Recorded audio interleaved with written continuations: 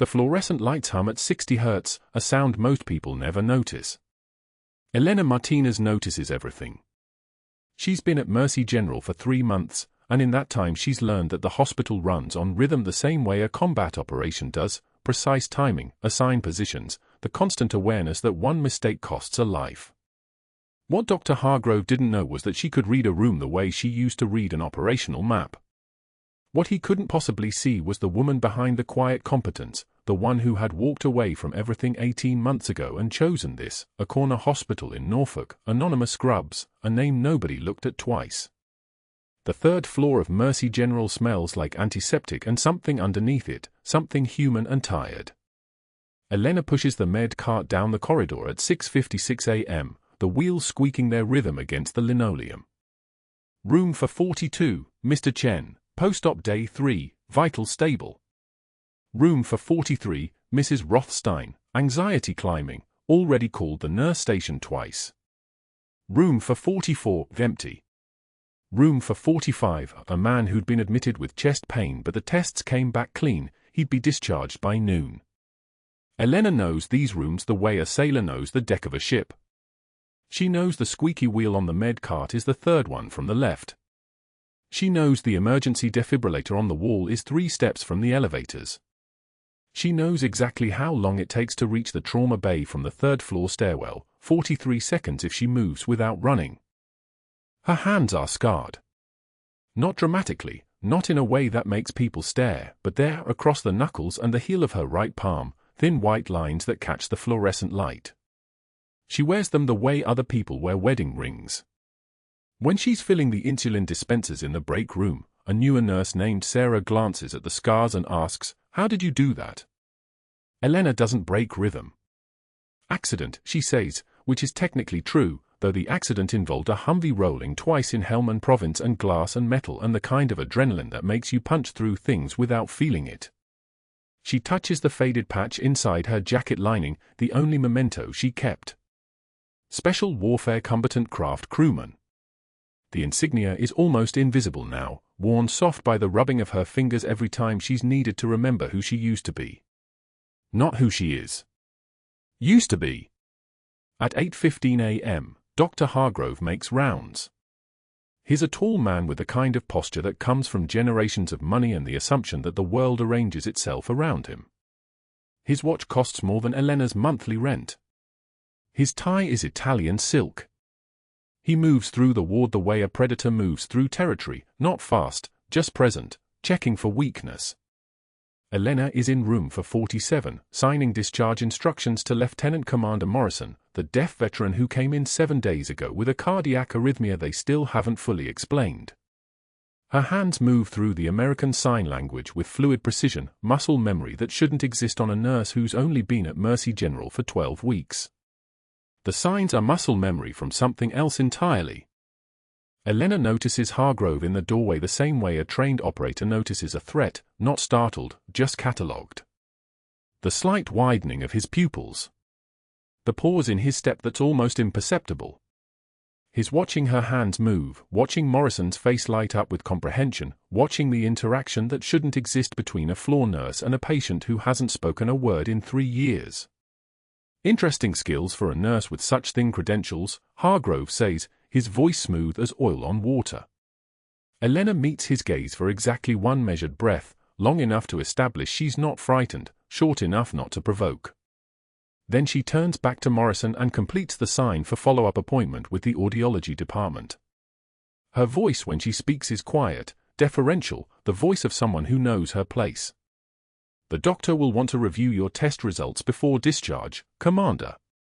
The word hangs there for a moment, Commander. Not a title she should know. Not a word a 3-month temporary nurse should use casually. Hargrove's eyes narrow. Elena doesn't look at him. She doesn't need to. She can read the shift in his breathing, the minute tightening around his jaw. He flips through Morrison's chart with deliberate slowness, and Elena's tactical assessment kicks in without her permission. The new billing codes. The phantom procedures. The inflated charges for diagnostic tests that were never ordered, buried in the paperwork of a man who can't hear well enough to question his bill, who trusts the system because he served the system for 32 years. Elena has been seeing the pattern for 4 days now, ever since she found the first discrepancy in Mr. Vasquez's file, the 94-year-old Marine in room for 39 who's been charged for a stress test he never had. Hargrove closes the chart with precision. "I trust your credentials are in order, Ms. Martinez."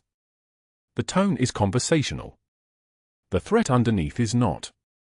"Yes, doctor," Elena says, and there's no tremor in her voice, no heat in her face, nothing that would give him the satisfaction of seeing that she's understood exactly what he's doing.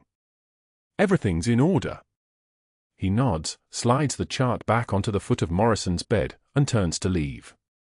Before he reaches the door, he glances back at Elena, just a glance, just a moment, and his smile is the smile of a man who's already decided something about you and found you wanting. The door closes with a soft pneumatic hiss. Morrison's hands move. Elena reads the signs without thinking, "Bad man." Elena's fingers respond in kind, "Yes. That bad man controls your charts. That bad man added procedures that didn't happen.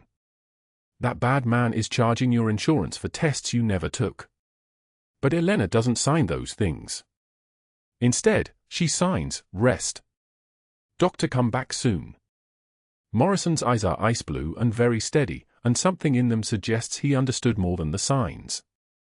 In the break room at 9:53 a.m., Elena sits with her coffee, black, lukewarm by necessity because she's learned never to turn her back on a full cup, and spreads the charts across the table in a pattern only she can read.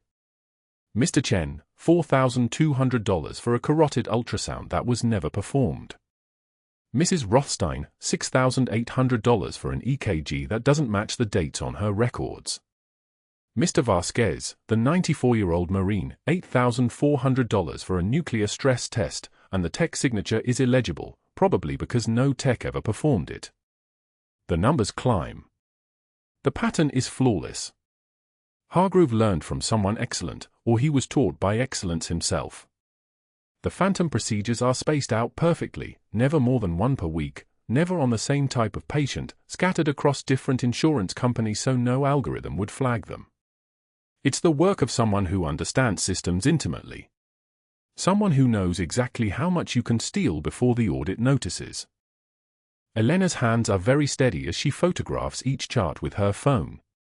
Her breathing doesn't change. Her heart rate doesn't accelerate. This is just information gathering. This is what she was trained to do: observe, document, assess. The fact that it's illegal to photograph medical records is the kind of detail that matters less when you're already planning to report it. The fact that reporting it will mark her as a liability, a problem, a nurse who asks questions instead of doing her job, is also noted and filed away. She knew this hospital would have secrets. She just didn't know the secrets would belong to someone with the kind of institutional power that Hargrove clearly possesses. Before lunch, Elena wheels the med cart to room for 47 again. Morrison is looking out the window at the parking lot, his posture the way a man sits when he's used to watching for threats. She doesn't startle him, he sees her in the window's reflection and turns before she makes a sound. His hands ask, "What's your name?" "Elena," she says aloud and in sign simultaneously. "Elena Martinez." Morrison's hands move slowly. "Where did you learn signs?" Elena pauses at the threshold. The answer lives in Helmand Province. It lives in the memory of a team of 8 people, 7 of whom are still breathing, 1 of whom isn't. It lives in 18 months of distance and isolation and the careful work of forgetting. It lives in the only piece of her past she couldn't throw away, the patch inside her jacket, the one that marks her as something that doesn't exist in a hospital in Norfolk. "Deployment," she says finally, and Morrison's eyes go very still. She signs, "Where were you deployed?" Morrison's hands answer, "Helmand. Kandahar. Lashkargah." The bases he lists are the bases where her son was stationed. The bases where her son died. The hand sign for her son's name catches in her throat before she makes it. Instead, she checks his 4, documents his vitals, heart rate 72, blood pressure 118/76, steady, the kind of steady that only comes from years of training your body to stay calm under pressure, and she leaves the room without asking the question that's burning in her chest: do you know what unit he commanded before the IED took your hearing? Elena walks to the stairwell instead of taking the elevator. The stairwell is empty at this hour. The door closes behind her with a soft click, and for the first time in 3 months, she leans against the concrete wall and lets herself think about the fact that she chose this hospital specifically because it's far enough from her old life that nobody would recognize the ghost she'd become. She chose Norfolk because her son was stationed in San Diego and she needed to be anywhere but there. She chose Mercy General because it was small enough that she could disappear, quiet enough that nobody would ask questions about the gaps in her resume, the missing recommendations, the vagueness about where she'd worked before. And now fate, or God, or whatever still exists in the universe after you've watched your son's flag-folded uniform be handed to your weeping sister, has put her in a hospital with a man who knew him. A man who commanded him. A man who probably wrote her a letter after it happened, the one she never answered because answering it meant acknowledging that part of her life as real instead of as something she could simply choose to forget. The patch inside her jacket feels heavier than it did this morning. Elena's fingers find it through the fabric of her scrubs, and she presses her palm against her ribs where it lives, where it's lived since she walked away from everything and chose anonymity over honor. 18 months of being nobody. 18 months of waking up without the nightmares that used to come in Helmand Province, the ones where her hands were never fast enough and her team was always 3 seconds away from dying. 18 months of learning that the only way to survive grief is to stop feeling like you deserve to. And now a patient in room for 47 is signing questions with hands that have held a rifle and given commands and probably held the hand of her son when the IED shredded the convoy and took his life and took Morrison's hearing in the same moment of violence. Elena closes her eyes and counts her breathing the way she was taught: for counts in, hold for 4, for counts out. Repeat until your body forgets to be afraid. Repeat until you can function. Repeat until you believe that you're something other than a woman who failed to save her own child and chose to spend the rest of her life in the kind of obscurity that nurses receive, invisible, overlooked, interchangeable. The intercom crackles, nursing staff to the ER. Trauma incoming. Nursing staff to the ER. Elena opens her eyes and moves toward the sound without deciding to move. This is muscle memory too. The supply room smells like antiseptic and cardboard. Elena reaches for a box of gauze when Dr. Hargrove fills the doorway behind her, blocking the exit with the casual precision of a man who knows exactly what he's doing. She doesn't turn around. She doesn't need to. Several senior staff had a bet going, Hargrove says, his voice smooth as oil on water, that you'd quit within a week.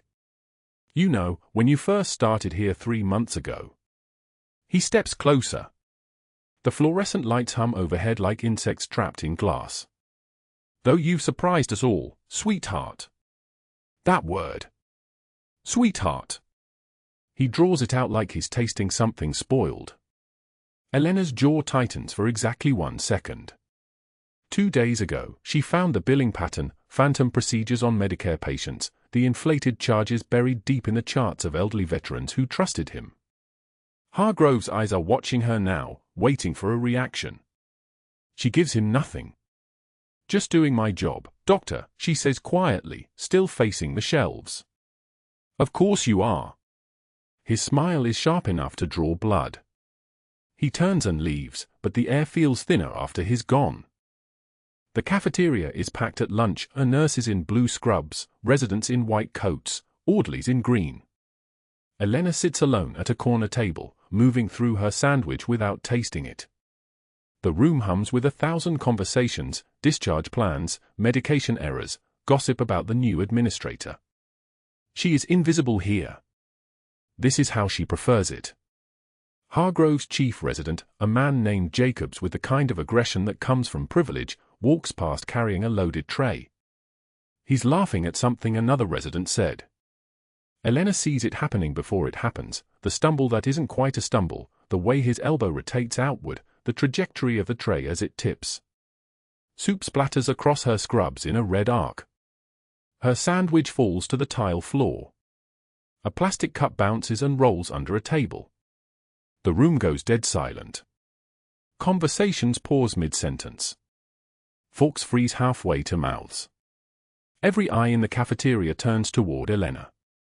Jacobs is already apologizing. "So sorry, didn't see you there," but his eyes are bright with something that isn't regret. Elena kneels to clean it up. She pulls napkins from her pocket and soaks the red sauce from the floor, her movements methodical, practiced.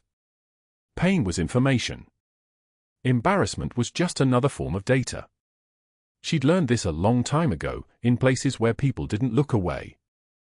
She's halfway through cleaning when Hargrove appears. He's carrying a stack of 20 patient charts, thick manila folders, pages jutting out at odd angles. He drops them beside her head with theatrical precision, a sigh that carries across the entire cafeteria. The sound is like dominoes falling on hardwood. "Pick those up, sweetheart," he says, loud enough for everyone to hear. "And try to file them correctly this time. We can't all be competent." Laughter ripples through the nearby tables. Someone in the back of the room actually snorts. Elena stays on her knees, one hand on a napkin soaked with soup, and counts the breaths. 1, 2, 3.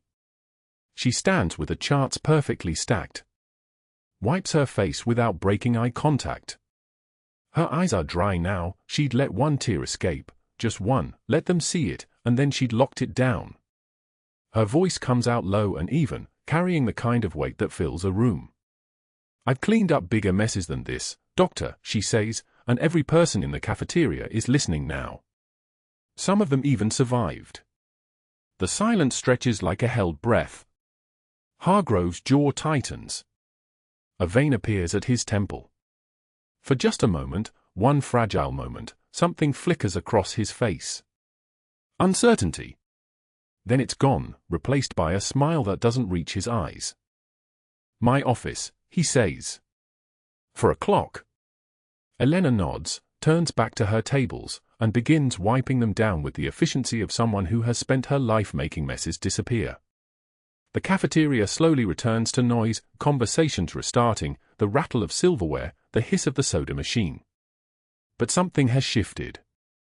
The orderlies are watching her differently. The nurses are exchanging glances. Word is already spreading through Mercy General like a virus through blood. The quiet nurse with the scarred hands just stood up to Hargrove, and she didn't flinch. What nobody in that cafeteria knew was that Elena Martinez had held a rifle in Helmand Province. She had seen 19-year-old Marines die crying for their mothers.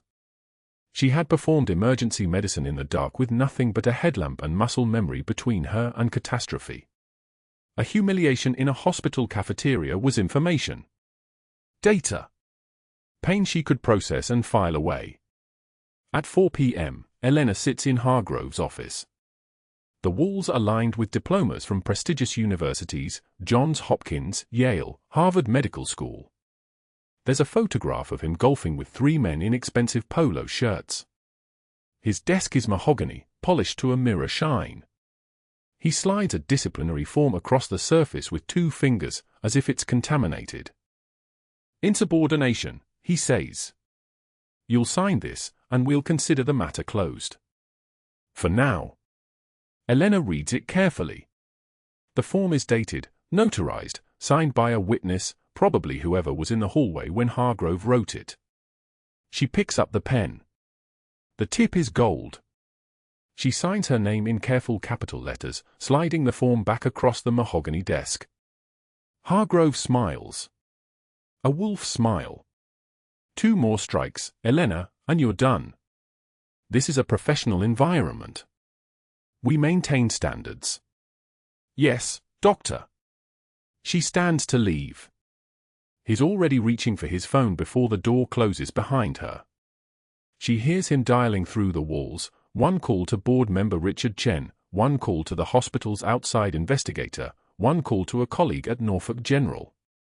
By the time Elena reaches the stairwell, Warren, the thin man with the recording device and the hollow eyes, is already interviewing nurses about her background, her credentials, her previous employment history that somehow doesn't exist. Elena spends the evening shift in the COVID wing, which is exactly where Hargrove sent her. The punishment floor. where senior nurses refuse rotation and the mortality rate hovers at 34%.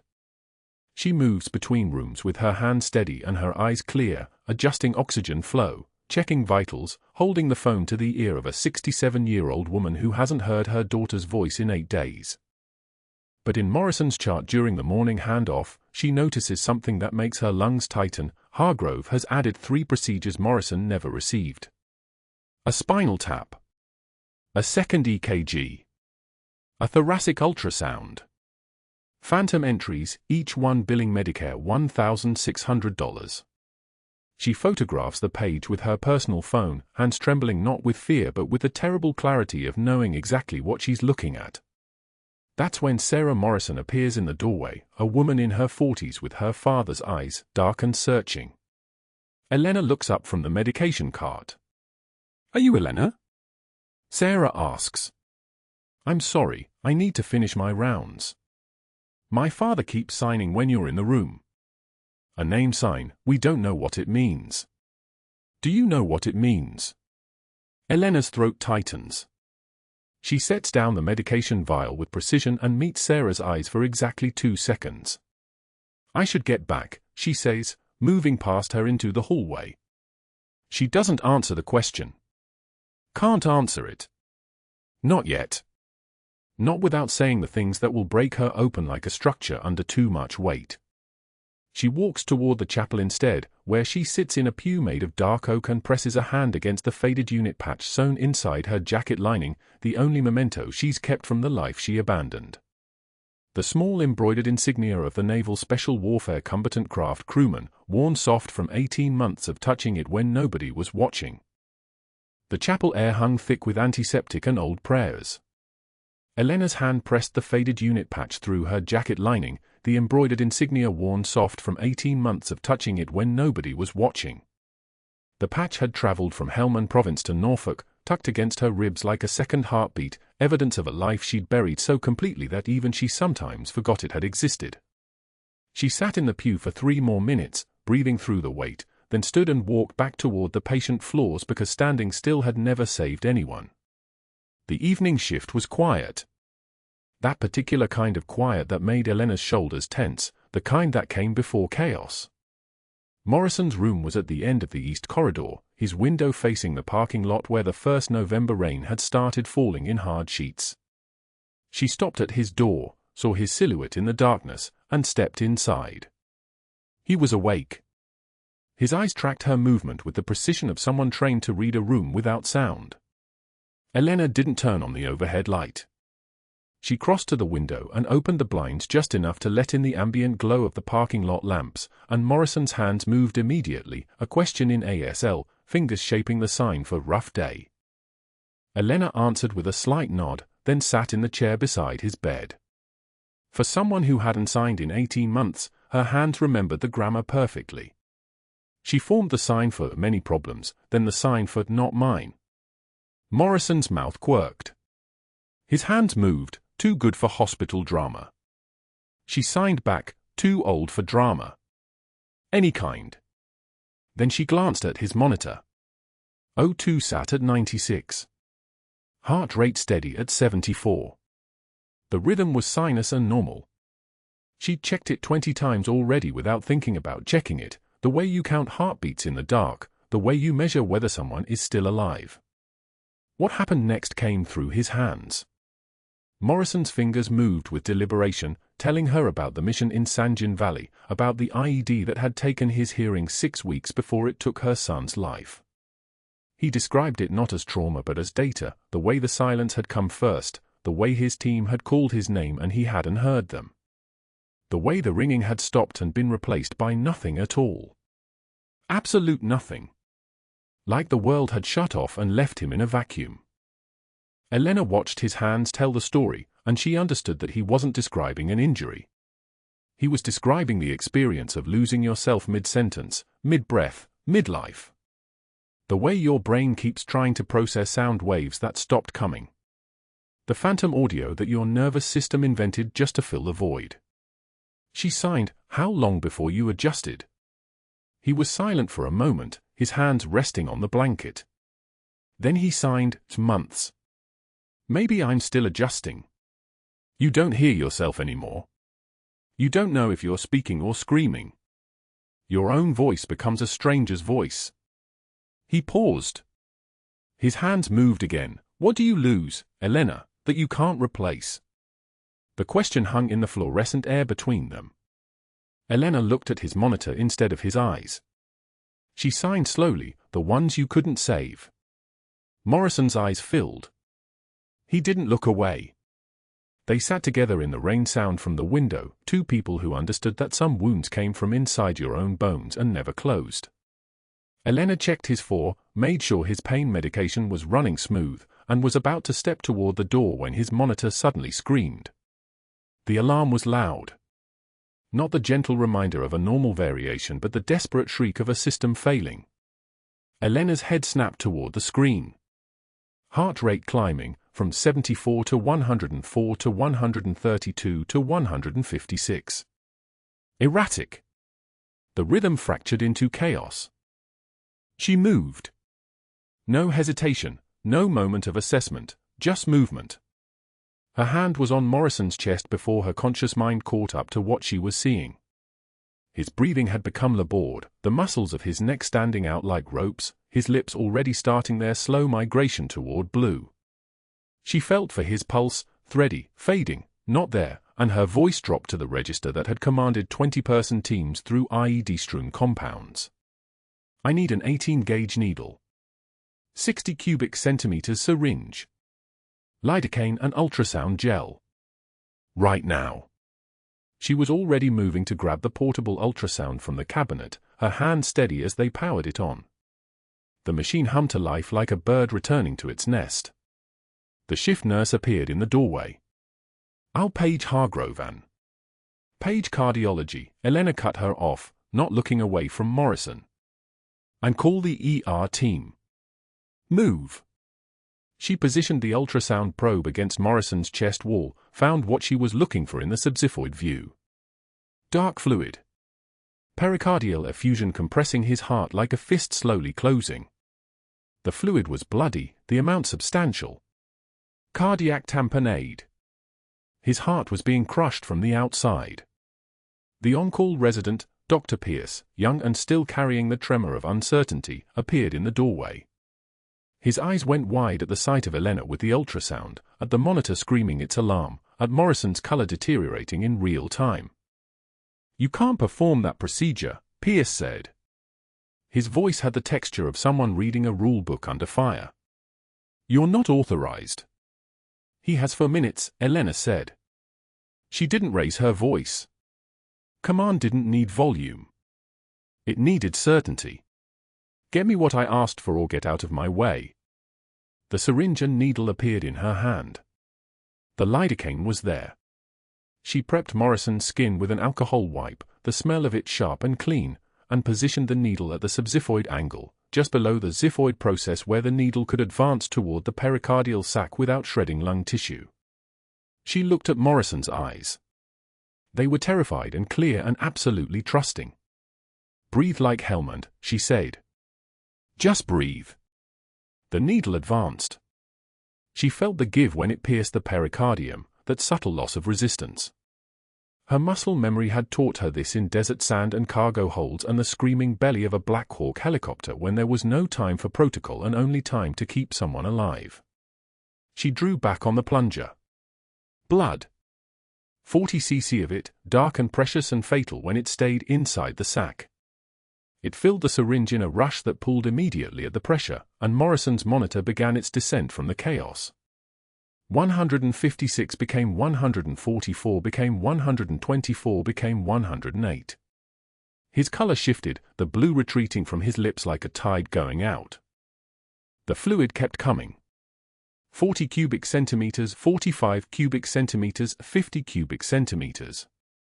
Each withdrawal was another breath Morrison could take, another heartbeat that didn't have to fight. Elena's hands didn't tremble. They were steady as a surgical laser, moving with the terrifying fluid precision of someone who'd done this under fire. Morrison's oxygen saturation climbed.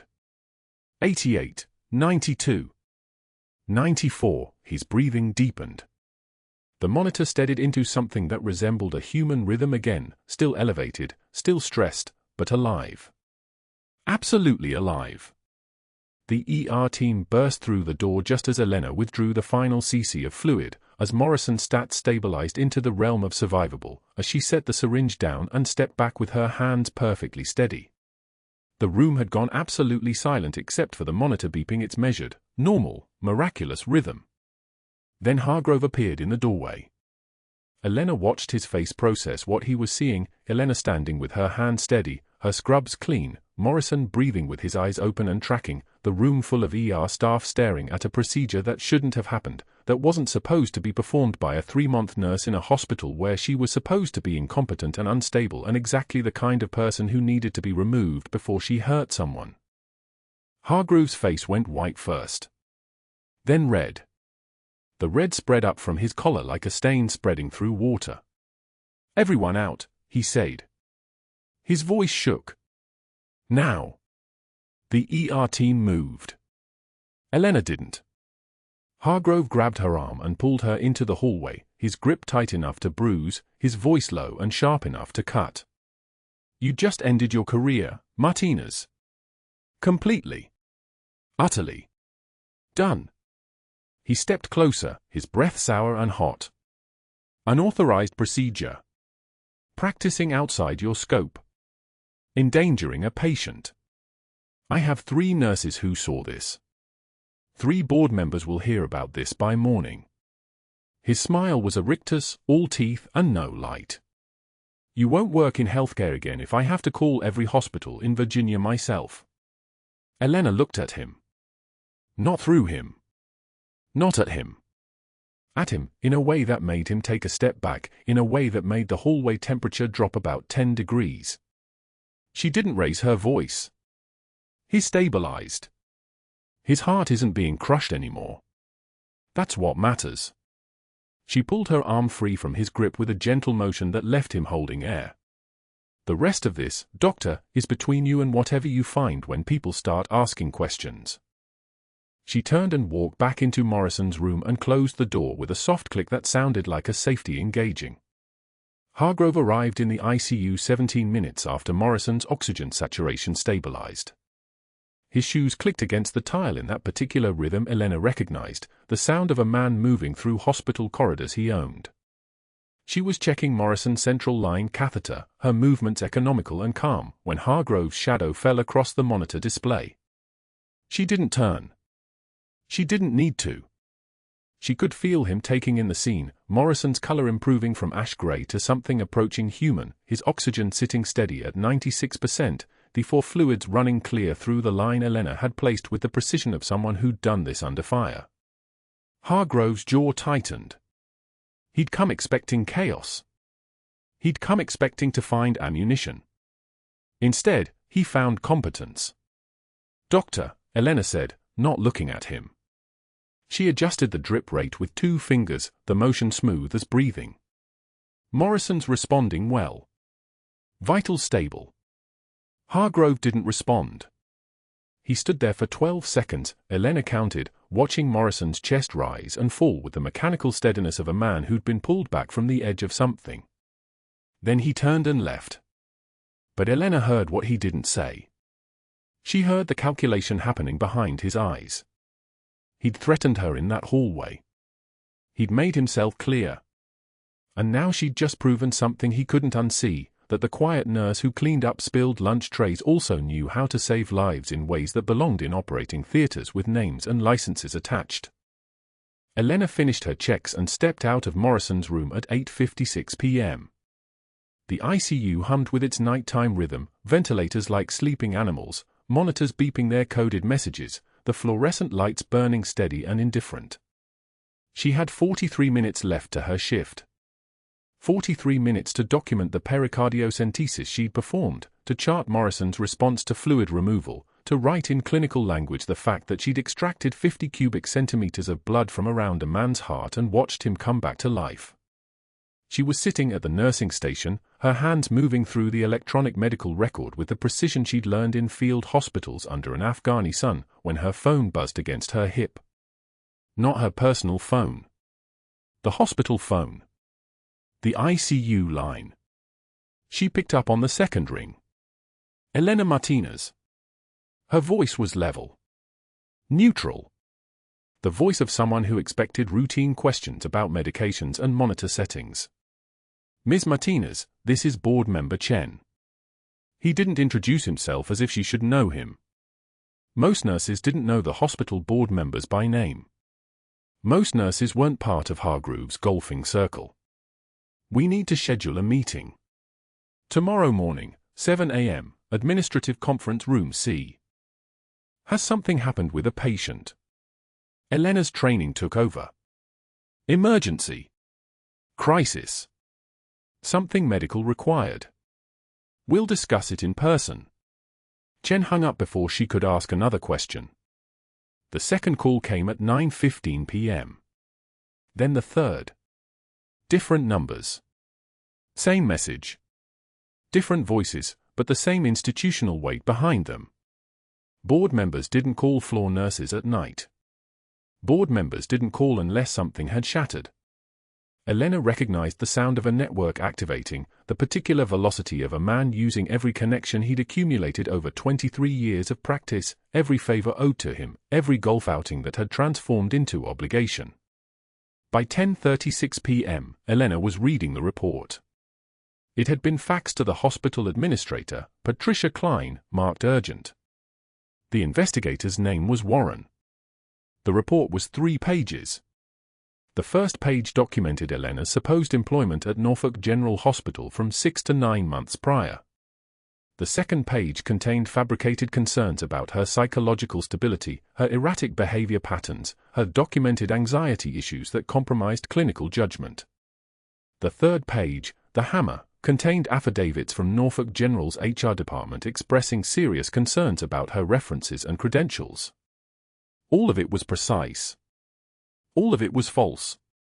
All of it would be impossible to immediately disprove at 3 in the morning when hospital boards made decisions.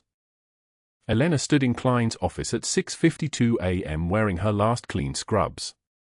The faded navy patch inside her jacket lining felt heavier than it should have. The seams were beginning to give way. The embroidered insignia, the anchor and cross tridents, was barely visible anymore, worn smooth by 18 months of her wearing it against her skin like a penance. Hargrove arrived at 6:57. He carried a file folder the color of old bone. "I didn't want this," he said, not to Elena but to Klein. His voice had the texture of genuine concern. He was very good at this. "I've been practicing medicine for 23 years. I care about our patients. But when I witnessed what happened in Morrison's room last night, I had to ask myself, who is this woman? And when I asked that question, I called her references." He slid Warren's report across the desk. "She performed an unauthorized procedure," Hargrove continued, his voice dropping to something intimate. "Needle decompression of the pericardium. That's a surgical intervention. She has no credentials for this. No training authorization. The next patient might not survive her improvisation." Elena stood with her hands at her sides. Her breathing was even. Her jaw was set at the angle her son's commanding officers had once called the Martinez calm, the look of someone who'd learned that anger was a luxury that got people killed. The pulse check was absent, Hargrove said. She guessed. A guess that happened to work, but a guess nonetheless. She was practicing emergency medicine in my hospital without a license to do so. He looked at Klein. Patient safety has to come first. Always. Even when it means letting someone go. Patricia Klein was 63 years old with the careful posture of someone who'd learned to manage liability instead of people. She looked at Elena. "Ms. Martinez. Do you have anything to say?" Elena opened her mouth. She had 17 years of service to discuss. She had a dead son whose commanding officer had been drowning in fluid around his heart. She had hands that remembered how to navigate surgical anatomy in candlelit tents without anesthesia. She had a voice that could have explained that she'd heard Morrison's heartbeat before the monitor did, felt it with her palm against his ribs, known with the certainty of someone who'd held dying men that his time was measured in seconds, not minutes. She saved a man's life through reckless cowboy medicine, Hargrove interrupted. He wasn't looking at Elena when he said it. He was looking at Klein.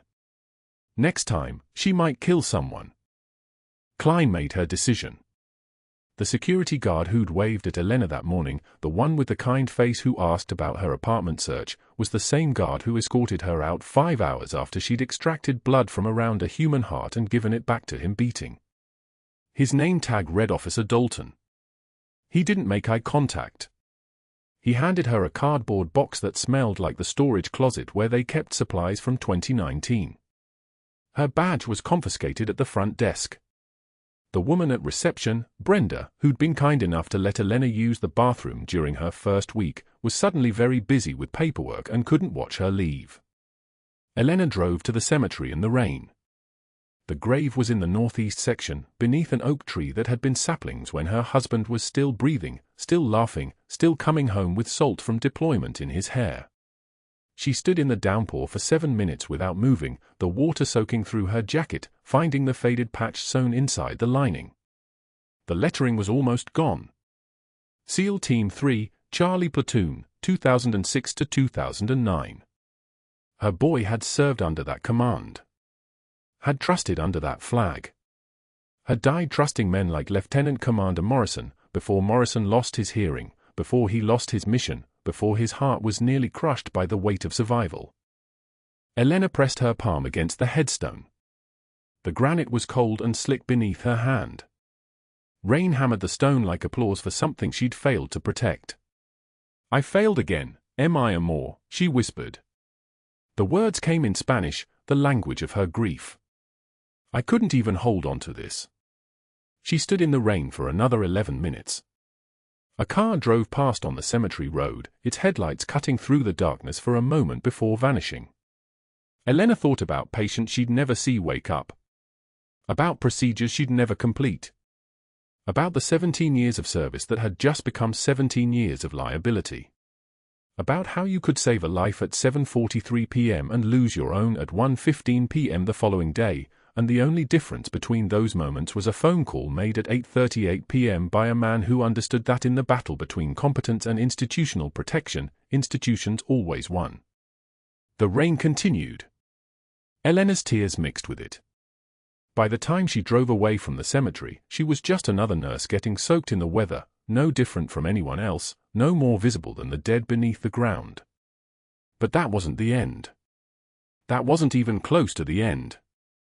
Within 2 hours, the fluorescent lights of Administrator Klein's office hummed their mechanical song as FBI Agent Kim spread 20 patient charts across the mahogany desk like evidence at a crime scene. Each one told the same story. Each one had Hargrove's signature at the bottom. Each one was a lie. Dr. Hargrove sat in a leather chair, his practiced composure already fracturing at the edges. Klein sat across from him, her jaw tight as a vice. Hospital legal counsel occupied the third seat, notepad already filled with the preliminary assessment of criminal exposure. 14 months, Kim said, her voice carrying the flat precision of someone who had delivered bad news to powerful men before. Systematic billing fraud against Medicare. Phantom procedures on 37 elderly veterans. Approximately $340,000 in fraudulent charges. Hargrove's hands moved to the armrest. Muscle memory reaching for control that was already gone. These are billing discrepancies. Administrative oversights. My billing coordinator. Your billing coordinator gave testimony this morning. Kim didn't raise her voice. Didn't need to. She has emails. She has voice recordings. She negotiated immunity for cooperation. The color drained from Hargrove's face the way blood drains from a body after arterial severance. Complete. Irreversible. Kim laid another document on the desk. The chart from last night. Senior Chief Martinez's pericardiocentesis notation. 50 cubic centimeters of pericardial fluid extracted. Emergency decompression. Life-saving procedure. She looked up at him. You billed for the full procedure. Your notes claimed she performed it without supervision. Claimed she operated beyond her scope. But the medical documentation proves you fabricated that entire complaint 2 hours after she saved Lieutenant Commander Morrison's life. Klein closed her eyes for a moment. When she opened them again, they carried the particular exhaustion of discovering betrayal in your own ranks. The outside investigator you hired, Kim continued, Warren Chen, already testified. He confirmed you paid him $8,000 to contact Elena Martinez's previous hospital and fabricate concerns about her credentials. That's conspiracy to file a false report with a federal agency. That's wire fraud. Hargrove's voice cracked. My attorneys are calling right now. Legal counsel didn't look up from his notes. And they're advising you not to speak further without them present. The board members you called? Kim tapped another folder. 3 of them already lawyered up. 2 resigned. Senator Morrison, Commander Morrison's father, is arriving at Mercy General within the hour. He's holding a press conference. The name hung in the air like a blade suspended above a neck. Senator. Father of a wounded warrior. A man with institutional power that made hospital boards look like chess clubs played by amateurs. Hargrove tried to stand. His legs didn't cooperate. He sat back down.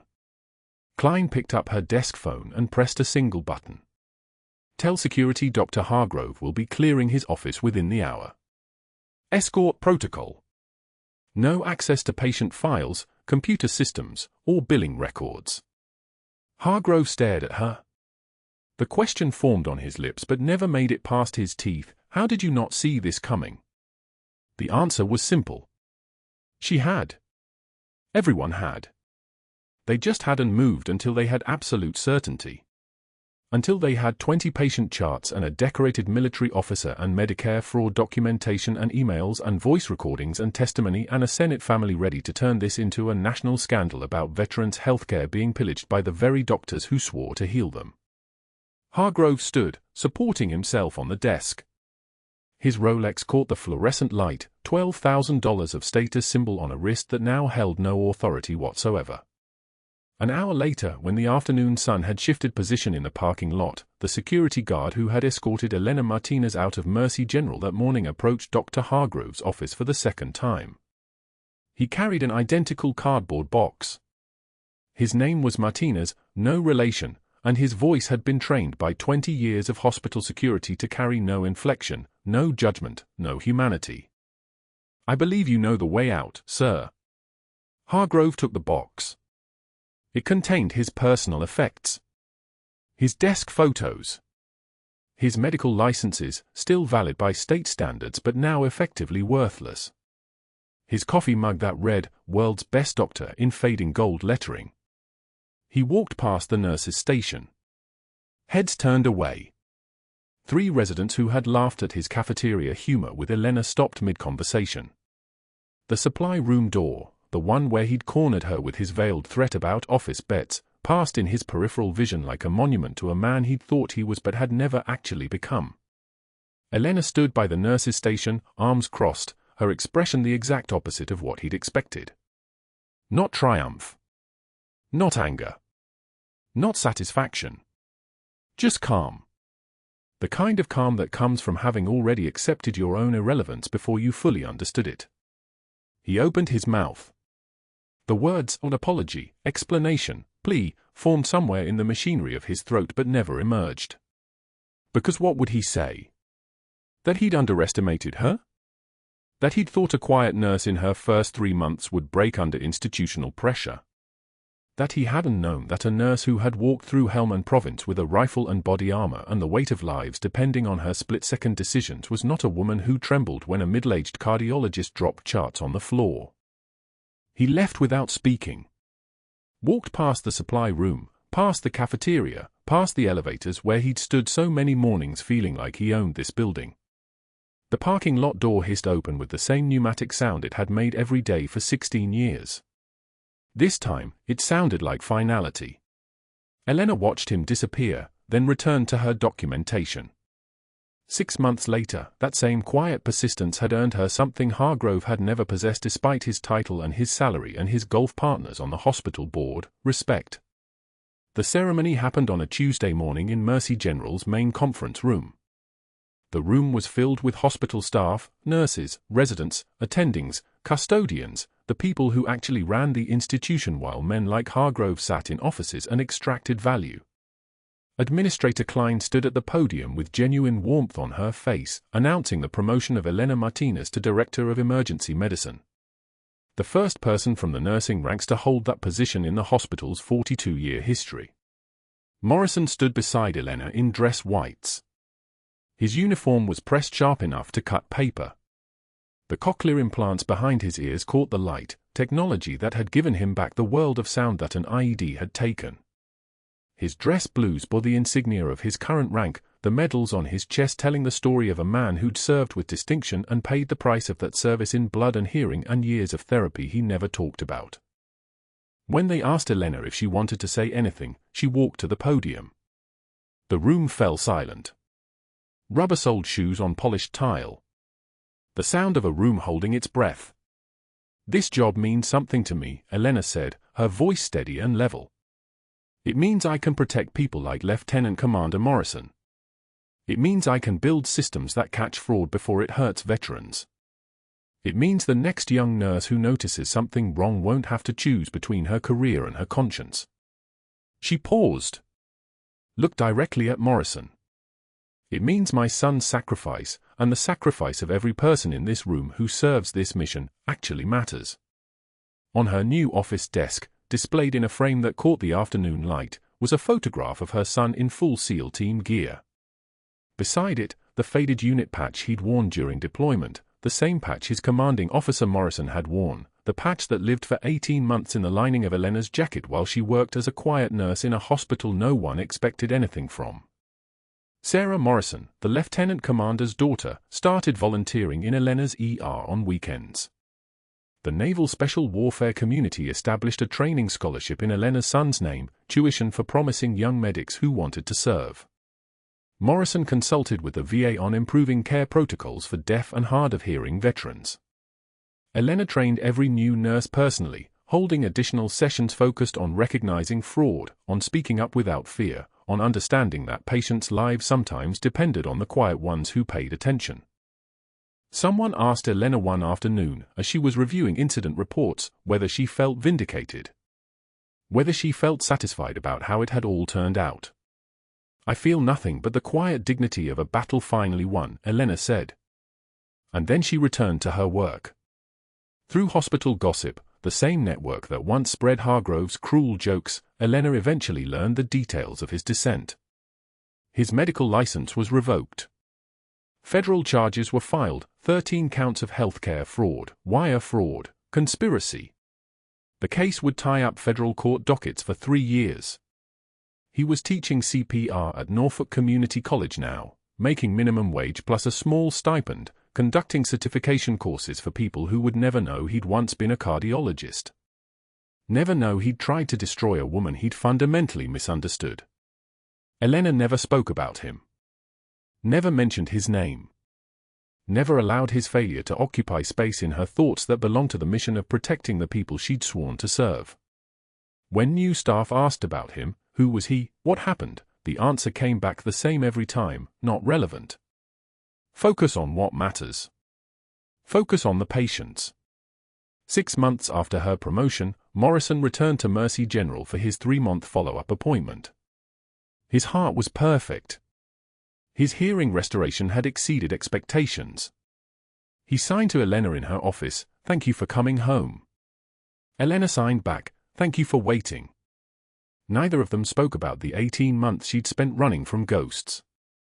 Neither of them mentioned her son, though his photograph sat framed on her desk between the shift schedules and the fraud detection protocols she'd implemented across the entire system. Some conversations didn't need words. Some understanding came from shared experience, the kind only two people who'd survived impossible things could fully comprehend.